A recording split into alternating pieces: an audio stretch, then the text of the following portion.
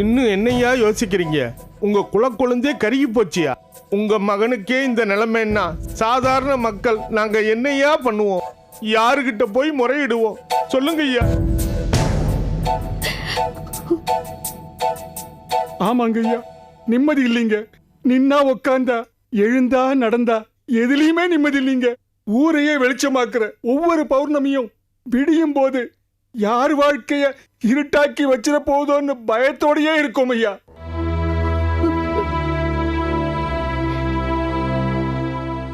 ஊராயா இது? மாசத்துல 3 நாள் ஊருக்குள்ள ஒருத்தி பைத்தியம் புடிச்சு அலைஞ்சிட்டு தெரியுறா. ஊர் எல்லையில ஒரு பாலடைஞ்ச மண்டபம், காலங்காலமா அதுல மறைஞ்சு இருக்கிற மர்மம். கன்னி பொண்ணு பூ வைக்கவும் முடியல, சுமங்கலி தாலியை எடுத்து வெளியில போட்டுக்கவும் முடியல. பௌர்ணமினாலே திகிலா இருக்கு. ஊரே நிசப்தமாயிடுச்சியா. விடிஞ்சா எங்கேயாவது ஒரு இடத்துல மண்டையோட வச்சு பூஜை பண்ணினதுக்கான அடையாளம். என்னையா நடக்குது இந்த ஊர்ல? என்னையா நடக்குது? தயவு செய்து கண்டுபிடிங்கய்யா. கண்டுபிடிச்சு நிவர்த்தி பண்ணுங்கய்யா.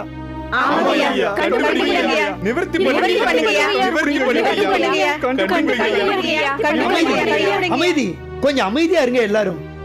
இத பத்தி பேசுறதுக்காக தான் ஐயா நம்ம எல்லாரையும் கூப்பிட்டுருக்காரு.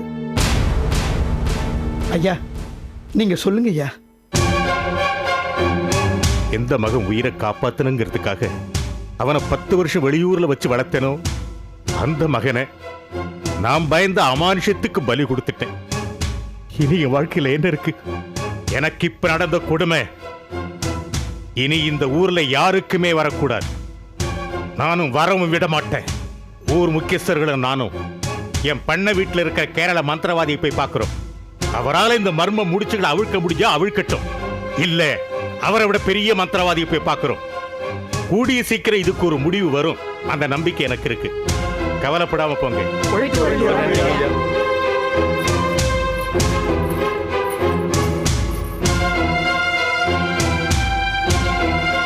ஐயா அப்ப நானும் பொறுப்படுறேங்க.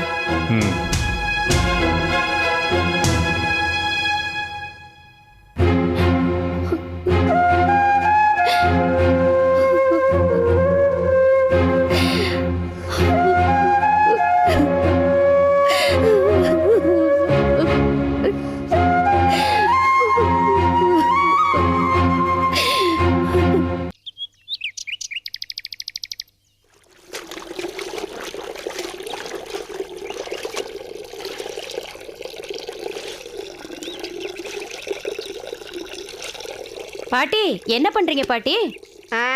கல்யாண பொண்ணுக்கு அலங்காரம் பண்ணிக்கிட்டு இருக்கேன். உங்ககிட்ட பிடிச்சதே இந்த குசும்பு தான் பாட்டி. சரி சரி, காக்கா பிடிச்சதெல்லாம் போதும். வந்த விஷயம் என்ன அதை சொல்லு. உளுந்து வாங்கலான்னு கடைக்கு போன பாட்டி, கடை பூட்டி இருந்துச்சு. அதான் உங்ககிட்ட வாங்கிட்டு போய் அப்புறமா கொடுத்துடலான்னு. ஆஹா, நீ திருப்பி கொடுத்துட்டாலும் நான் வாங்கிட்டாலும். ஏய் ரொம்ப பசிக்குதுப்பா. சிந்தாமணி சமைச்சிருக்குமா இல்லையாப்பா? சிந்தாமணி யாரு? உங்க அக்காவா? பேர் சொல்லி கூப்பிடுற? என்ன தெமிரா? ஏய் இது பாட்டிக்கும் எனக்குள்ள பாசம் பிணப்பு. நீ வாய பொத்து. 2 பேரும் அதை செய்யுங்க. உள்ள யாரோ கெஸ்ட் இருக்காங்க.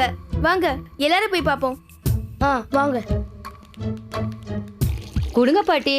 ஆமா, 2 நாளைக்கு முன்னாடி அரிசி வாங்கிட்டு போனேன். போன வாரம் வந்து புளி வாங்கிட்டு போனேன். அதுக்கு முந்தின வாரம் மிளகா வாங்கிட்டு போனேன். எதை திருப்பி கொடுத்த? எதையாவது வாங்கிட்டு போகுதா இங்க வர்றியே தவிர திருப்பி ஒண்ணுமே கொடுக்கறது இல்ல. நான் என்ன இங்க தர்மமா செஞ்சிட்டு இருக்கேன்? என்ன பாட்டி இப்படி சொல்றீங்க? தர்மம் தலை காக்கு பாட்டி. ஆமா, சங்கரம் புள்ள செய்யாத தர்மமா? அவன் புள்ள அனாதையா குளக்கரையில செத்து கிடந்தான். தர்மம் தலை காக்குனா காப்பாற்ற வேண்டியதானே. போடி பாட்டி. உங்களுக்கு ஒரு விஷயம் தெரியுமா? என்னடி விஷயம்? சங்கரம் புள்ள பௌர்ணமிக்கு பௌர்ணமி பண்ண வீட்டுக்கு போய் மலையாள மந்திரவாதி பாதுகாப்புல இருக்காருல்ல. அது எல்லாருக்கும் தெரிஞ்ச விஷயம் தானே. பண்ணையார் மட்டும் பாதுகாப்பா இருந்தா போதுமா? ஊர்ல இருக்கிற மத்த மக்களுக்கெல்லாம் பாதுகாப்பு வேண்டாமா? அதுக்கு பண்ணையாரு ஊர் கூட்டத்தை கூட்டி எவ்வளவு செலவானாலும் பரவாயில்ல, என் வீட்டுல மலையாள மந்திரவாதியை வச்சு கயல்வழிக்கு ஒரு முடிவு கட்டிடலாம், நீங்க யாரும் பயப்பட வேண்டான்னு சொல்லி இருக்காரு. இது வரைக்கும் பௌர்ணமிக்கு பௌர்ணமி பூஜைக்கு போய் தான் உயிரை மட்டுமே காப்பாத்தி இருந்த சங்கரம் புள்ள செத்து போன உடனே இந்த ஊரையே காப்பாத்தணும்னு நினைக்கிறது நல்ல விஷயம்தான். ஏண்டிமா அந்த விவேக்கை கயல்வழி தான் காவு வாங்கியிருப்பாளோ? என்ன பாட்டி இவ்வளவு சந்தேகமா கேக்குறீங்க? கயல்விழியை தவிர வேற யார் காவு வாங்கியிருப்பா? எப்படியோ கயல்வழியை மந்திரவாதி விரட்டிட்டானா ஊரே நிம்மதியாயிடும். சரி வா, உளுந்து வாங்கிக்க. வா வாங்க.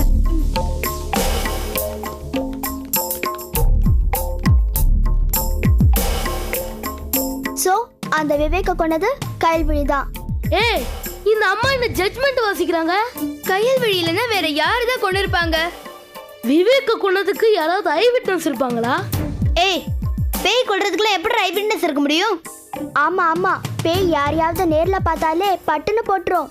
கயல்விழி விஷயத்துல இப்ப திடீர்னு ஒரு கேரக்டர் புதுசா என்ட்ரா இருக்கு. அதனால ஏதாவது திருப்பங்கள் வருமோ? ஏய், மந்திரவாதியால அந்த கயல்விழியை அடக்க முடிஞ்சா கண்டிப்பா அது ஒரு திருப்பம் தானே. இந்த ஊர் ஜனங்க எல்லாரும் போய் மந்திரவாதி கூட பேசணும், அந்த விஷயம் எல்லாத்தையும் சொல்லணும். அதுக்கப்புறம் மந்திரவாதி கயல்விழி அடக்கி இந்த ஊரை விட்டே அனுப்பணும். இதெல்லாம் நடக்கிற காரியமா? டேய், நீ நல்ல விதமாவே யோசிக்க மாட்டியா? நடக்கணும்னு நினையேண்டா.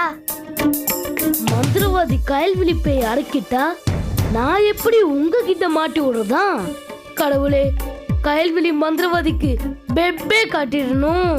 சரி, நம்ம மத்த குழப்பங்களை தீக்கிறதுக்கு முன்னாடி அந்த மந்திரவாதி கயல்விழியை என்ன பண்றான்னு பாப்போம். ஓகேவா?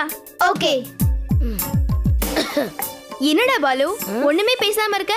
இங்க பாருங்க, கூட்டத்தோட கோயிந்தா போடலாம் நான் வரல. நான் வேணா தனியா ஓகே சொல்லிட்டேன். ஓகே. ஏய் மேன், என்ன லுக்கு? இதுதான் பாலுவோட fashion. Come on come on. வாங்க.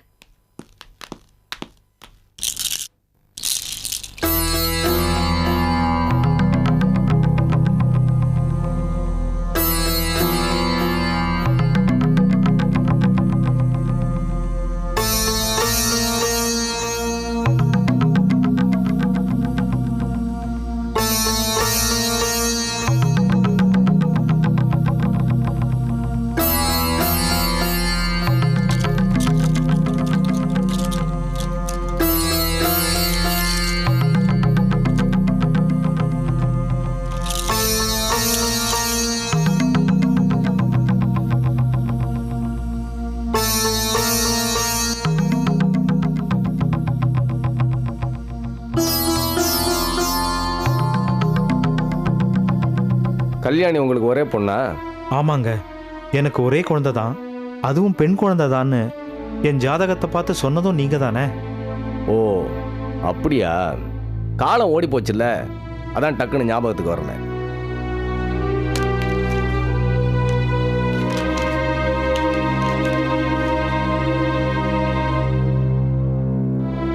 என்னங்க இது? சோழியை பார்த்துட்டு ஒண்ணுமே சொல்லலையே. சொல்ல முடியாதபடிக்கு சோழி விழுந்திருக்குமா? சொல்ல முடியாதபடிக்கு சோழி விழுந்திருக்குன்னா நல்ல விஷயமா கெட்ட விஷயமா ஜோசியரே? ஒரு 8 வயசு பொண்ணு சொல்றத பாம்பு கேக்குதுன்னா அது நல்ல விஷயமா கெட்ட விஷயமா? அது தெரியாம தானே பயந்து போய் உங்ககிட்ட வந்திருக்கோம். இயல்புக்கு மீறின எதுவுமே நல்ல விஷயம் இல்ல துரை. இருங்க, ஜாதகத்தையும் கணிச்சு பார்த்து தீர்மானமா சொல்லிடுறேன்.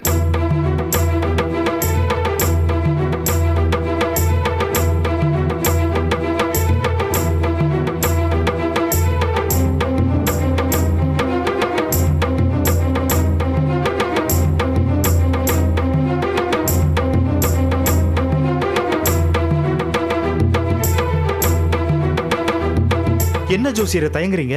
எதுவா இருந்தாலும் வெளிப்படையா சொல்லுங்க. இன்னையோட கல்யாணிக்கு வயசு 8 வருஷம் 2 நாள். ஆமா ஜோசியரே, நேத்துதான் கல்யாணிக்கு பிறந்த நாள் கொண்டாடணும். உங்களுக்கு அந்த சந்தோஷம் வடிகிறதுக்குள்ளேயே இவன் இப்படி சொல்றானேன்னு நீங்க என் மேல கோவப்படக்கூடாது. இல்ல ஜோசியரே, சொல்லுங்க. 8ல வர்ற கண்டத்துக்கு எப்பவுமே சட்னு யாரும் தப்பிக்க முடியாதுமா. அப்படி ஒரு கண்டம் உங்க பொண்ணுக்கு வந்திருக்கு. ஒருமா, நான் முழுசா சொல்லி முடிச்சிடுறேன். விதி பயணம், பூர்வ ஜென்ம பாவ தோஷமோ, கிரக கோச்சாரப்படி இந்த 4ஆம் பிறையிலிருந்து வர்ற 4ஆம் பிறைக்குள்ள கல்யாணி தன்னோட உயிரை இழக்கக்கூடிய சூழ்நிலை உருவாகுதும்மா.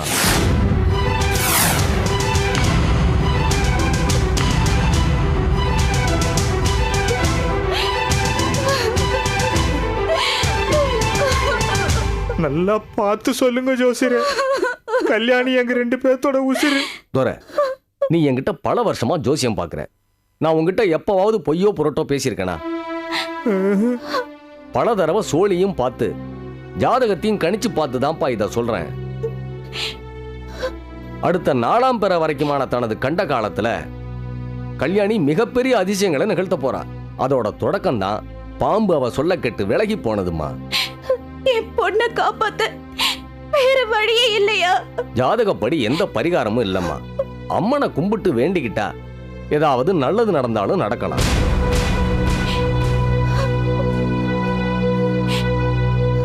இதையெல்லாம் வெளியில சொல்லி வேதனை அதிகப்படுத்திக்காதீங்க, உங்களுக்குள்ளேயே வச்சுக்குங்க. மனுஷனை நம்பி என்ன நடக்க போகுது? கடவுளை நம்பித்தான் கண்ணீர் விடணும். இதோட நான் தர்ற வெண்மைய தினமும் கல்யாணிக்கு வச்சு விடுங்க.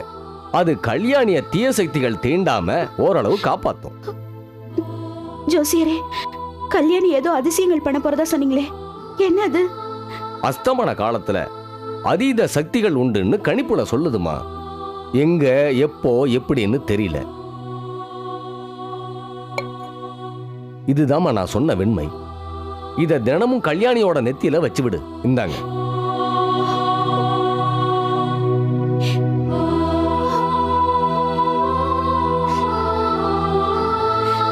திரும்ப கேட்கறேன்னு தப்பா நினைக்காதீங்க. கல்யாணியை காப்பாத்த பரிகாரம் இருக்கா? இருந்தா சொல்லியிருக்க மாட்டேனா துரை. ஆயுள் ரேகை அழிஞ்சு கிடக்கு. ஆண்டவனா பார்த்தா நீட்டிக்கலாம். மனுஷங்க நாம என்ன பண்ண முடியும்? போயிட்டு வாங்க.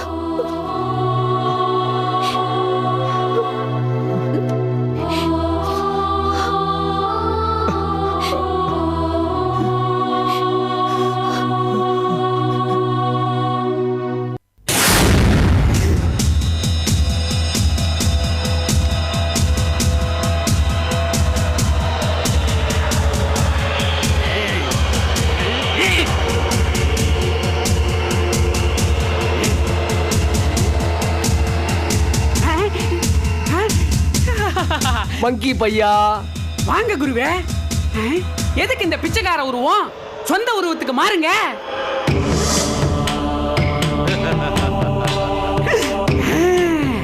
அது என்னடா இது? உருட்டுக்கட்டை வச்சுக்கிட்டு உலாத்துக்கிட்டு இருக்க? இந்த அசல் ஜோசியன் ரொம்ப அழிச்சாட்டியம் பண்றான் குருவே. அதான் பாதியில எழுந்தா பரலோகம் அனுப்பலாம்னு பாத்துக்கிட்டு இருக்கேன். யாராவது இழிச்சவாயம் கடிச்சா நீ 80 அடி பாய்வே. அந்த உருட்டுக்கட்டை கீழே போட்டு இங்க வாடா. போட்டுட்டேன். ஆமா, போன காரியம் என்னாச்சு? நல்லா ஜோசியம் பாத்தீங்களா? பார்த்தேன். துரையும் பார்வதியும் நான் உண்மையான ஜோசியன்னு நினைச்சு நான் சொன்னதை எல்லாம் நம்பிட்டாங்க. கல்யாணிக்கு நெத்தியில வைக்க நான் கொடுத்த வெள்ளைமையும் வாங்கிட்டு போயிட்டாங்க. சபாஷ் குருவே. வெள்ளைமை கல்யாணி நெத்தியில இருக்கிற வரைக்கும் கல்யாணிக்குள்ள இருக்கிற என் உயிர் பாகத்தை யாராலையும் கண்டுபிடிக்க முடியாது. எப்படியோ மூசாவும் அலாவும் கல்யாணிய உத்து பார்த்து ஏமாற போறாங்க. அடுத்து வர 4ஆம் பிறை வரைக்கும் கல்யாணிக்குள்ள இருக்கிற என்னுடைய உயிரை அவங்களால கண்டுபிடிக்க முடியவில்லை என்றால் எக்காலத்துக்கும் யாராலும் கண்டுபிடிக்கவே முடியாது. நான் தான் ஜெயிப்பேன். அதுக்கப்புறம் மூசாவையும் அலாவுதீனையும் நிரந்தரமாக இருட்டுலக சிறைக்குள் தள்ளி சித்திரவதை பண்ணுவேன்.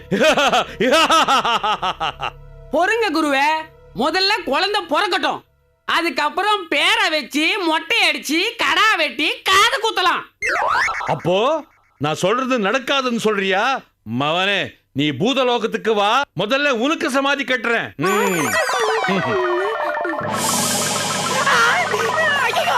குருவே, விட்டுட்டு போயிட்டாரு.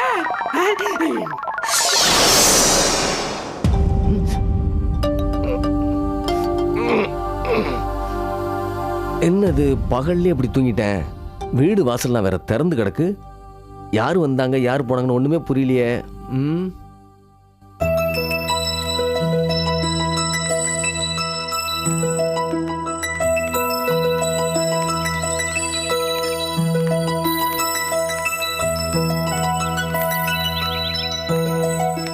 ஏய், அம்மன் சாமிடா, கும்பிட்டுக்க. மா தாயே எல்லாரும் நல்லா இருக்கணும்மா. வா கொஞ்ச நேரம் கோயில்ல உட்காந்து போலாம். தாத்தா, நாம இப்பவே ரொம்ப காலம் தாழ்த்திட்டோம் நான் நினைச்சிட்டு இருக்கேன். நீங்க என்னடானா வாடா கோவில கொஞ்ச நேரம் உட்காரலான்னு சொல்றீங்க. பேசாம வாங்க தாத்தா. டேய், இப்ப நம்ம போனாலும் கவுண்டரை பார்க்கவோ பார்த்து வேலை கேட்கவோ முடியாதுடா. ஏன் தாத்தா? இது பெரிய மனுஷங்கள்லாம் சாப்பிட்டுட்டு ஓய்வு எடுக்கிற நேரம். இப்போ போய் தொந்தரவு பண்ணேன்னு வச்சுக்கோ, வேலை இருந்தாலும் இல்லைன்னு சொல்லிடுவாங்க. அவரு ஃப்ரீயா இருக்கிற நேரம் பார்த்து அப்போ போய் வேலை கேட்போம். வா போலாம். வா.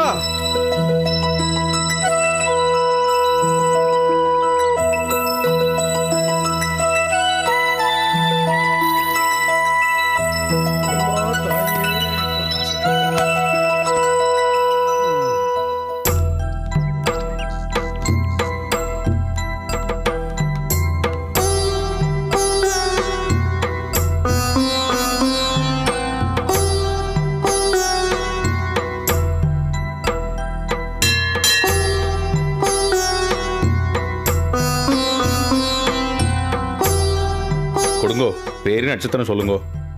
கல்யாணி, விருச்சிக ராசி, அனுஷ நட்சத்திரம்.